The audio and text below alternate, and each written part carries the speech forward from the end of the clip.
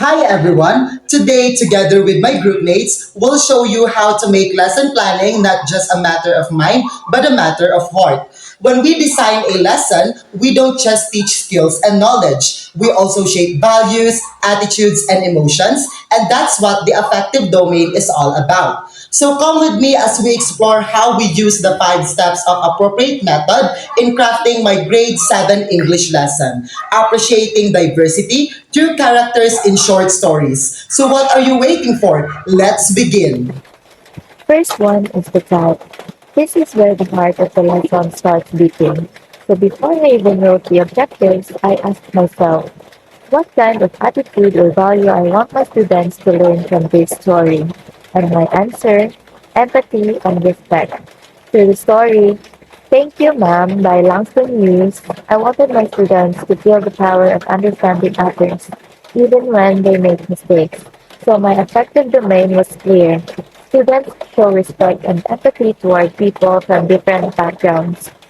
That's the emotional core of my lesson. Step 2 Selection. Once I knew the value that I wanted to build, I had to pick the right tools to measure it. I asked myself, what tool will best capture empathy and respect? And I choose two simple yet powerful tools. First, a teacher observation checklist to record how students behave and interact during group discussions. Second, a reflection journal where they can express what they truly felt after reading the story. So these tools allow me to see and feel their growth, not just in grades but in goodness. Now that I've chosen my tools, it's time to make them fit my lesson.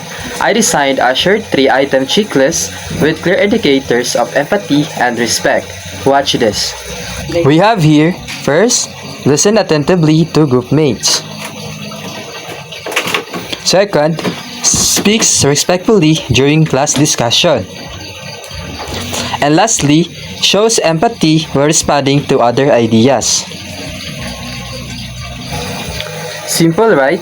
But powerful. Because every check mark represents a value forming in a young heart. After class, I reviewed my checklist and reflection. That's step number 4, interpretation. I noticed that most of my students showed empathy, but a few still struggle to listen attentively. So I thought, how can I help them more? That's where step number 5 comes in, utilization. I decided to plan a follow-up activity called A Time I Showed Empathy, where students write a short personal story about kindness and understanding. In this way, I don't just measure values, I nurture them. And that's how the 5 methods come alive in a real classroom, from type to selection to development, interpretation, and utilization.